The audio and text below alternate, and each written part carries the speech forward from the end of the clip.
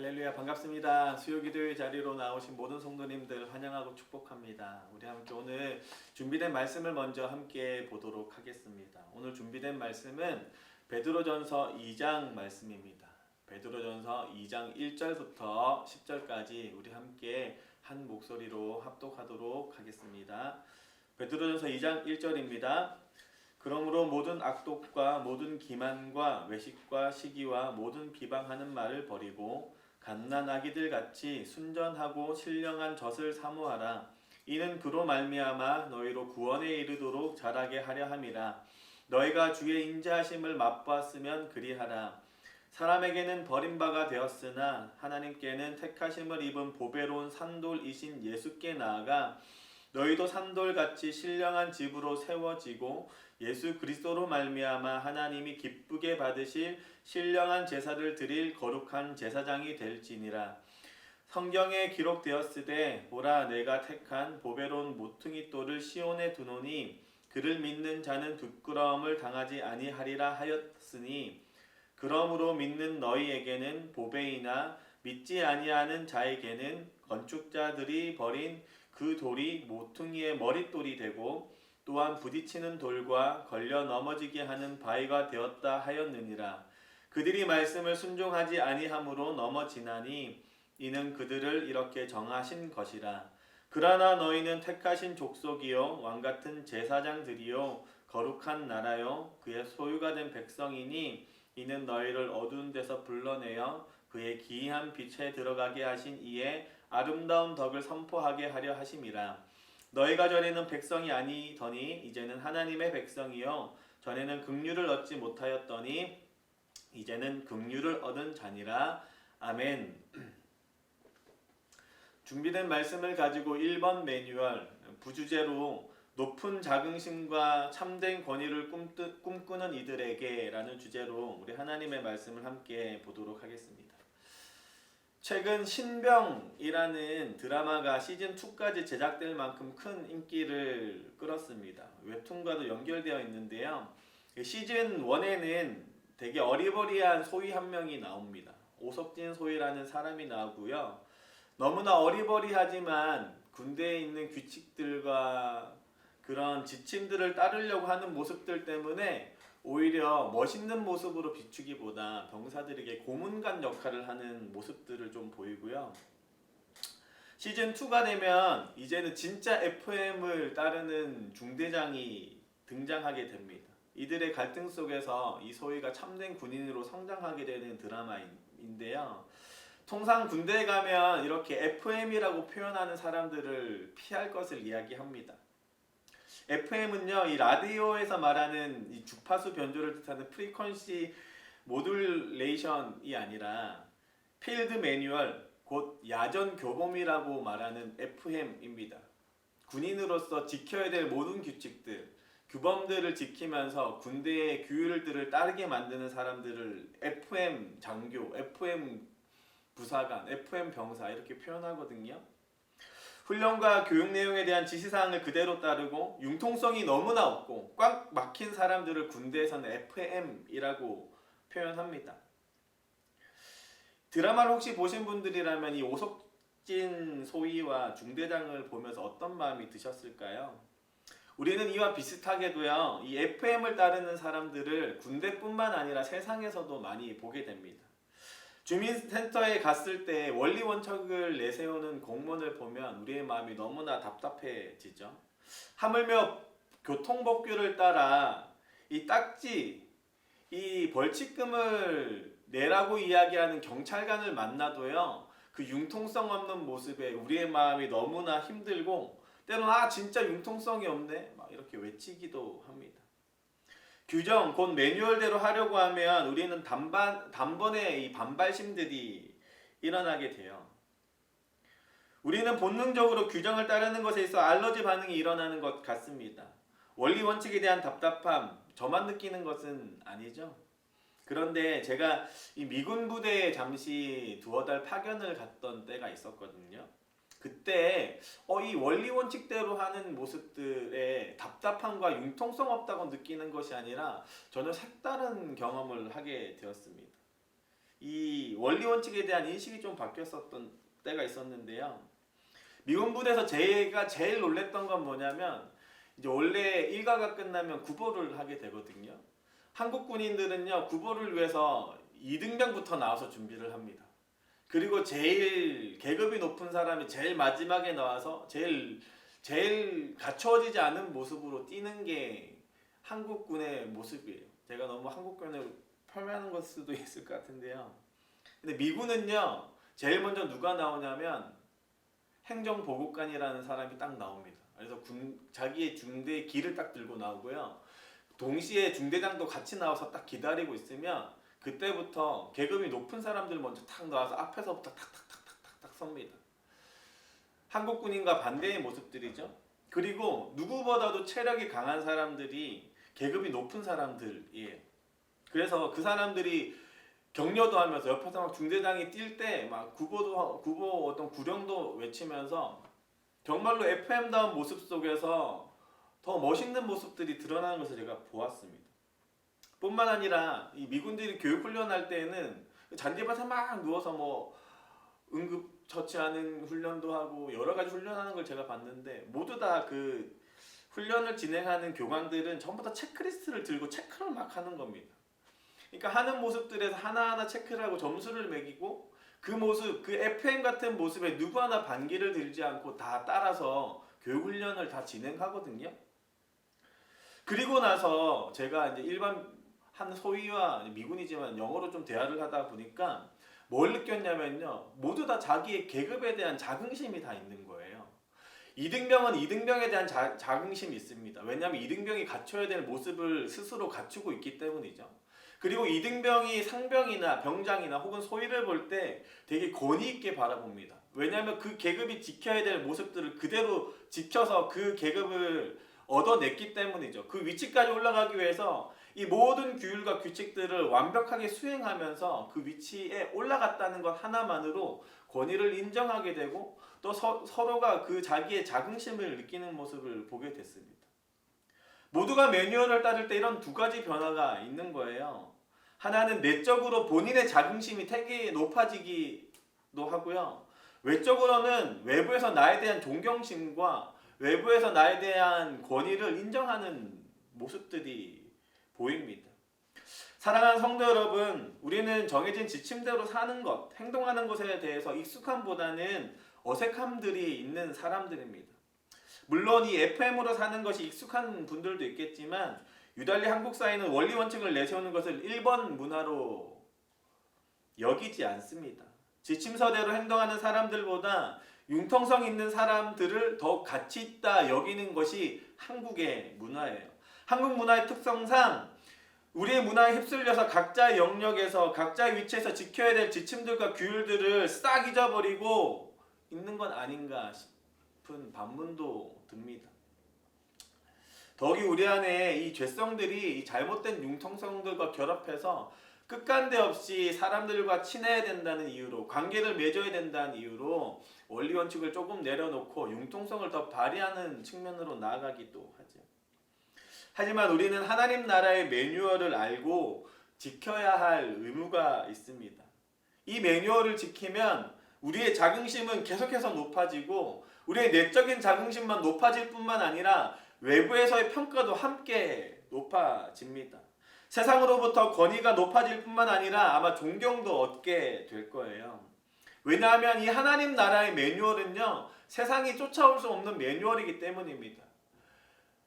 대대장이, 여단장이 그 위치까지 올라가기 위해서 수많은 노력들을 통해서 이뤄냈던 그 FM적인 모습들로 인해서 일반 병사들이 존경심을 보일 수밖에 없는 것처럼 하나님 나라를 꿈꾸는 우리 그리스도인들이 세워가는 이 매뉴얼들은요, 세상이 쫓아올 수 없는 매뉴얼이고 그들이 보았을 때 존경심이 일어날 수밖에 없는 매뉴얼이기 때문에 우리가 이 모습 그대로를 지켜간다면 아마 세상은 우리를 높게 평가하게 될 겁니다. 그렇다면 우리는 하나님 백성으로 가장 먼저 어떤 매뉴얼을 따라야 할까요? 가장 상위의 매뉴얼, 가장 1번 매뉴얼은 우리 삶에 어떤 원칙으로 작동되어야 할까요? 우리 본문을 통해 함께 살펴보도록 하겠습니다. 베드로전서는 대략 AD 60년경에 당시 여러 가지 이유들로 인해서 이 로마 제국으로부터 핍박을 받던 이 그리스도인들에게 쓴 편지입니다.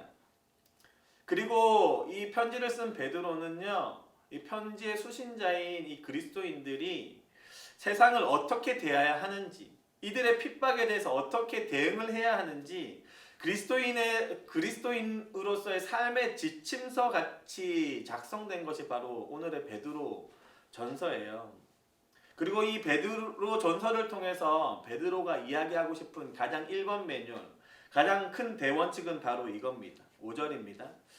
너희도 산돌같이 신령한 집으로 세워지고 예수 그리스도로 말미암아 하나님이 기쁘게 받으실 신령한 제사를 드릴 거룩한 제사장이 될지니라. 거룩한 제사장으로 살아가는 것, 거룩함을 유지할 뿐만 아니라 거룩함을 드러내고 거룩함으로 또 다른 사람을 인도해내는 사람, 이것이 바로 그리스도인이 지켜야 될 가장 1번의 매뉴얼이라고 베드로는 이야기하고 있습니다. 이 베드로의 이러한 주장은요, 개인의 주장이 아니라 사람을 하나님 나라로 디자인한 하나님의 마음 그 자체입니다. 창세기 2장 15절입니다. 여호와 하나님이 그 사람을 이끌어 에덴 동산에 두어 그것을 경작하며 지키게 하시고, 이 경작하다라는 이 히브리어와 지키다라는 이 히브리어의 뜻을 보시면 알겠지만, 경작하다라는 것은 제사장이 성막을 섬길 때 쓰던 단어와 동일한 단어입니다. 그리고 이 지키다라는 단어도 이 성막 가운데 거룩함을 지킬 때 제사장들에게 쓰였던 단어와 동일한 단어예요. 이 섬김을 의미하는 단어, 보호하다, 지키다라는 이 단어가요, 제가 몇 번 설교를 통해서 이야기 드렸지만 이 두 단어는 제사장들의 직책을 수행하는 데 쓰였던 단어들입니다. 제사장적 언어예요.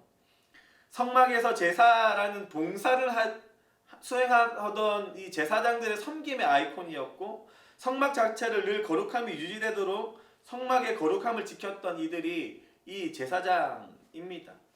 그뿐만 아니라 더 많은 이들이 하나님 앞에 나아올 수 있도록 백성들에게 하나님의 율법을 가르치고 또 그들을 하나님 앞에 초대했던 사람입니다. 이스라엘 백성들은요, 이 제사장들을 통해서 하나님을 인식했어요. 제사장이 없었다면 이스라엘 백성은 하나님 앞에 나아갈 수도 없었고 하나님 나라를 경험할 수도 없었습니다. 자기 안에 있는 모든 죄를 해결받지도 못했고요, 하나님을 대면할 수도 없었어요.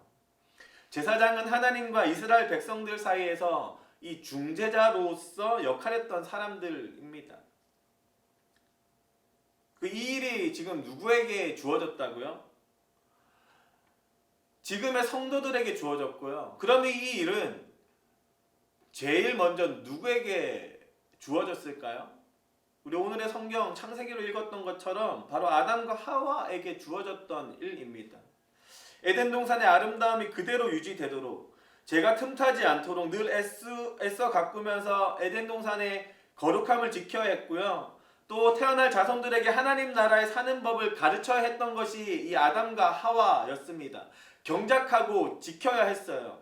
또 그들이 하나님 앞에 설 수 있도록 수많은 백성들이, 그들을 통해서 태어날 자손들이 에덴 동산 안에서 하나님 앞에 설 수 있도록 늘 끊임없이 이 섬기는 일을 담당해야 했던 것이 이 아담과 하와였습니다.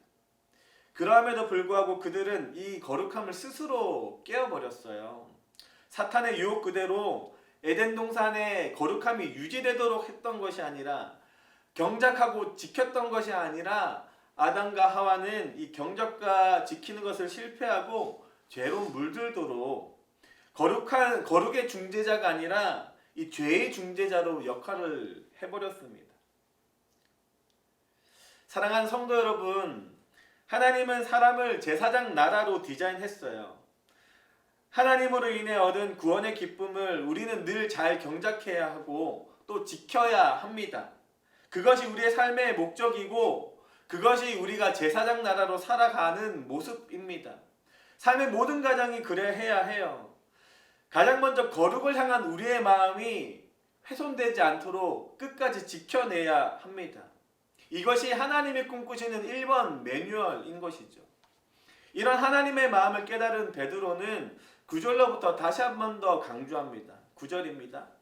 그러나 너희는 택하신 족속이요 왕같은 제사장들이요 거룩한 나라요 그의 소유가 된 백성이니 이는 너희를 어두운 데서 불러내어 그의 기이한 빛에 들어가게 하신 이의 아름다운 덕을 선포하게 하려 하심이라.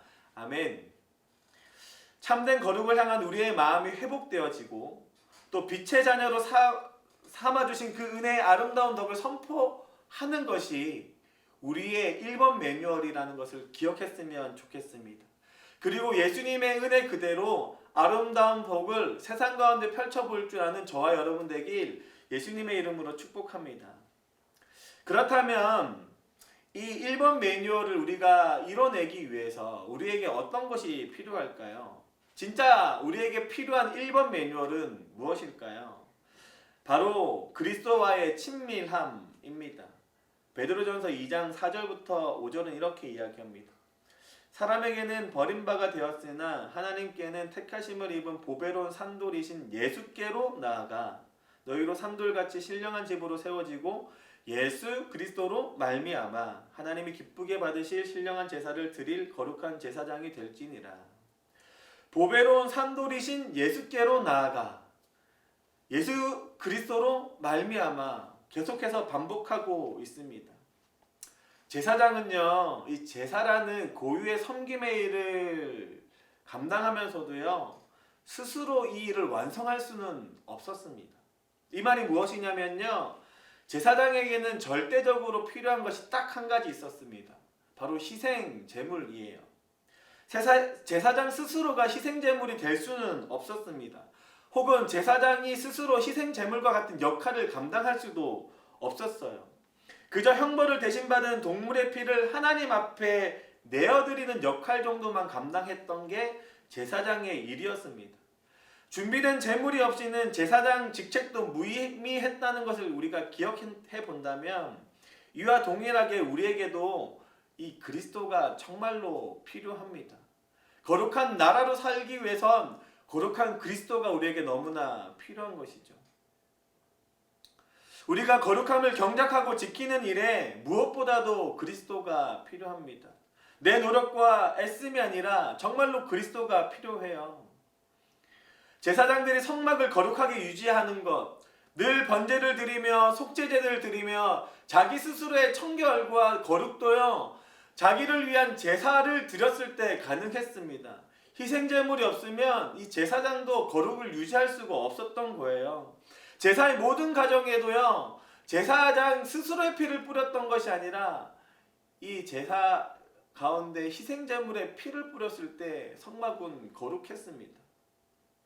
그러기에 사랑하는 성도 여러분, 그리스도의 친밀함이 정말로 우리에게 무엇보다도 필요하고요, 그리스도의 친밀함이 우리에게 무엇보다도 회복되어야 될 줄로 믿습니다. 저는 요즘 이 친밀함을 너무 잃어버린 건 아닌가 스스로 반문하게 됩니다. 스스로 돌아보게 돼요. 주님을 사랑하는 이 즐거움을 빼앗겨버린 건 아닌가, 그로 인해서 거룩을 향한 나의 마음마저도 다 빼앗겨버린 건 아닌가 정말로 심각하게 돌아보고 있습니다. 사랑하는 성도 여러분, 우리가 드러내야 될 하나님의 거룩함, 이것은 우리의 애씀으로 나타나는 것이 아니라 그리스도께로 나아갔을 때 그리스도를 통해서 그리스도로 말미암아 완성됨을 우리가 바라보길 소망합니다. 그러기에 그리스도를 통해서 그리스도로 예수님과 우리의 이 친밀한 관계 속에서 예수님의 거룩함이 우리를 통해 드러나길 축복합니다. 4절 5절 다시 한번 보십시오. 보배로운 산돌이신 예수께로 나아가 그때야 어떻게 되냐면 산돌같이 우리가 신령한 집으로 세워진다고 표현합니다. 예수 그리스도로 말미암아 하나님이 기쁘게 받으실 신령한 제사를 드릴 거룩한 제사장이 될 수 있다고 이야기하고 있습니다. 그러나 세상이 그러는 것처럼 우리는 예수님을 어쩌면 멀리하고 있는지도 모르겠습니다. 오늘의 본문에서 이야기하는 것처럼 예수님을 가까이 하는 것이 아니라 4절이 이야기하는 것처럼 4절의 시작부 사람에게는 버림받은 이 예수님처럼 우리도 예수님을 지금 당장 버리고 있는지도 모르겠습니다. 사랑하는 성도 여러분, 교회는요, 예수님을 통해서 거룩함을 회복합니다. 교회가요, 그리스도 없이도 일은 가능합니다. 교회가요, 그리스도 없이도 성과도 가능합니다. 하지만 교회가요, 예수님 없이는 이 거룩함을 유지하지도, 거룩함을 나타내지도 못합니다. 예수님 없이는 거룩함이 완성될 수 없다는 것을 기억할 줄 아는 저와 여러분 되었으면 좋겠습니다. 그래서 잃어버린 이 교회의 거룩성을 위해서 그리스도 앞에 무릎 꿇는 저와 여러분, 이 교회의 거룩성을 나타내기 위해서 날마다 그리스도와의 친밀함을 유지할 줄 아는 저와 여러분, 그러한 친밀한 관계의 모습으로 나타낼 줄 아는 저와 여러분 되길 예수님의 이름으로 축복합니다. 그렇다면 하나님 나라의 1번 매뉴얼, 이 거룩한 제사장 나라로 살아가기 위해서 진짜 구체적인 행동 지침은 무엇일까요? 바로 우리 입술의 열매를 점검해야 한다는 겁니다. 1절부터 2절 이렇게 표현합니다. 그러므로 모든 악독과 모든 기만과 외식과 시기와 모든 비방하는 말을 버리고 갓난 아기들 같이 순전하고 신령한 젖을 사모하라. 이는 그로 말미암아 너희로 구원에 이르도록 자라게 하려 함이라. 베드로는 무엇보다도 우리 입술의 열매에 대해서 강조하고 있습니다. 여기에 나타나는 이 악독이라는 단어는요, 의도를 가지고 상대방을 해하려 악하게 품는 계획과 그 말을 뜻합니다. 이 기만은요, 의도를 가진 모든 속임수와 거짓말로 호도하는 말입니다. 외식은요, 의식적으로 자기의 본심을 숨기고 가면을 쓴 말이에요. 시기는 뭐냐면요, 서로 비교하는 모습 속에서 부러운 표현을 이제는 과하게 표현하는 단계입니다. 마음을 다 빼앗겨 버린 것이죠. 비방은요, 없는 이야기들을 지어내고 상대방의 권위를 낮추게 되는 말을 표현합니다. 사랑하는 성도 여러분, 이런 입술의 열매를 누구보다도 조심해야 합니다. 이 입술의 열매를 통해서 우리의 거룩성이 사라지고요, 이 입술의 열매가 오늘에 나타난 것과 같이 악독으로부터 기만, 외식, 시기, 비방의 말들로 가득 차 있다면 지금 우리 안에 그리스도의 친밀함이 깨어져 버린 상태입니다. 누가복음 6장 45절 이렇게 이야기합니다. 선한 사람은 마음에 쌓은 선에서 선을 내고 악한 자는 그 쌓은 악에서 악을 내나니 이는 마음에 가득한 것을 입으로 말함이니라. 우리 악한 마음에서부터 입술의 열매가 드러나요. 그리스도의 친밀함을 잃어버림으로써 우리의 말은 악함으로 가득 찰 뿐만 아니라 악한 말로 상대방에게 상처를 주게 됩니다. 그러기에 무엇보다도 우리의 입술의 열매의 상태를 점검해야 될 줄로 믿습니다. 예수님이 말씀하신 그대로 예수님과의 친밀함 속에서 우리의 입술이 선하게 바뀌게 될 거고요, 예수님과의 단절 속에서 우리의 입술은 악하게 될 겁니다. 그렇기 때문에 오늘도 우리는 우리의 말을 점검하고 그리스도의 친밀함을 다시 한 번 더 묵상하게 되길 소망합니다. 그리스도의 친밀함을 회복하고 우리의 입술을 바꿔가면서 하나님 나라의 거룩성을 드러낼 줄 아는 저와 여러분 되기 예수님의 이름으로 축복합니다. 이제 말씀을 좀 정리하고자 합니다. 이 철새와 인간의 가장 큰 차이점이 무엇인지 아십니까? 철새는요, 매일같이 이 지구의 자기장을 피부로 느낀다고 해요. 그래서 방향을 감지하고 자기가 가고자 하는 목적 그대로 매년 같은 곳을 찾아가게 됩니다. 인간은요, 이 자기장을 경험하지 못하기 때문에 어디 한 곳에 떨쳐놓으면 지도가 없으면 늘 맴돌고 어디가 어딘지 모른 채로 늘 헤매게 되어요. 동일하게 이 지구의 자기장에 반응하는 이 철새와 같이 우리도 그리스도에게 반응해야 될 줄로 믿습니다. 그리스도께로 이끌림을 받아서 그리스도의 친밀함을 가지고서 우리의 거룩이 입술로부터 드러나고 우리의 거룩함이 그리스도와의 관계 속에서 교회의 거룩성으로 드러나길 예수님의 이름으로 축복합니다. 제가 이렇게 강조할 때 마음속에 이런 반문이 드시는 분들도 있을 거예요. 왜 꼭 그런 율법들을 지키며 살아야 되나? 우리 안에 예수님이 자유를 허락해 주셨는데 좀 자유할 수 있는 것 아닌가? 꼭 그렇게 FM처럼 살아야 되고 융통성 없이 살아야 되나? 라고 반문하시는 분이 있을지도 모르겠습니다. 그러나 오늘의 본문을 통해서 베드로는 마땅히 우리가 이 일을 해야 함을 강조하고 있어요. 마지막으로 우리 3절 보도록 하겠습니다. 3절입니다. 너희가 주의 인자하심을 맛보았으면 그리하라. 너희가 주의 인자하심을 맛보았으면 그리하라. 너희가 주의 인자하심을 맛보았으면 그리하라. 사랑하는 성도 여러분, 제사장 나라가 되는 것, 이 거룩함을 위해서 그리스도와 친밀한 관계를 유지하고 우리의 입술의 열매를 점검해야 하는 것은요, 우리가 주의 인자함을 미리 맛보았기 때문입니다. 주의 인자함을 맛보았기 때문에 우리는 경작하고 지켜야 하는 것이죠. 사랑하는 성도 여러분, 주의 인자함을 맛본 자마다 거룩함을 턱 나타내야 하는 것처럼 주의 거룩함을 맛본 자로서, 주의 은혜를 맛본 자로서 이 거룩함을 오늘도 드러내길 소망합니다. 그리스도의 은혜를 세상에 비출 줄 아는, 그리스도를 맛봄으로 인해서 맛보았기 때문에 그 맛을 세상에 드러낼 줄 아는 저와 여러분 되길 예수님의 이름으로 축복합니다. 우리 함께 기도하며 나가도록 하겠습니다. 우리 함께 이 시간 기도할 때에요, 오늘의 말씀을 묵상하며 함께 기도하기 소망합니다.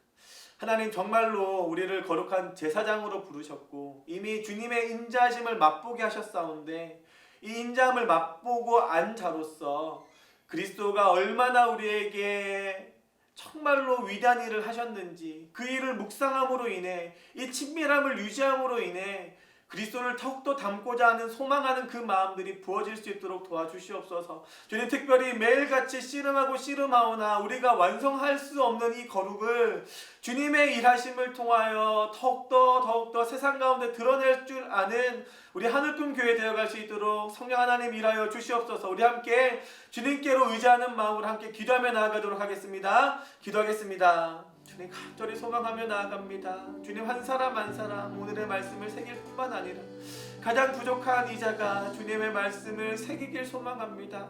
주님, 오늘도 이자의 입술은 거룩하지 못하고, 오늘도 이 입술은 주님과의 친밀함을 드러내는 것이 아니라 주님과의 단절됨을 드러내고 있사오니, 더욱더 이 마음 가운데 주님을 묵상함으로, 주님께로 더욱더 가까이 나아감으로 주님으로 말미암아 이 마음에 선한 것들이 더욱더 가득하여지고 그 모든 것들이 입술의 열매로 드러날 수 있도록 주님 축복하여 주시옵소서. 주님, 융통성을 발휘하는 것이 아니라 주님 안에서 매뉴얼대로 행동하는 자 되길 소망합니다. 거룩함을 드러내길 소망하오니 날마다 주님께로 붙들린 바 그대로 주님의 그 거룩함을 드러내는 삶의 목적을 온전히 바라보며 완수할 수 있도록 주님 허락하여 주시옵소서. 주님, 간절히 소망하며 나아갑니다.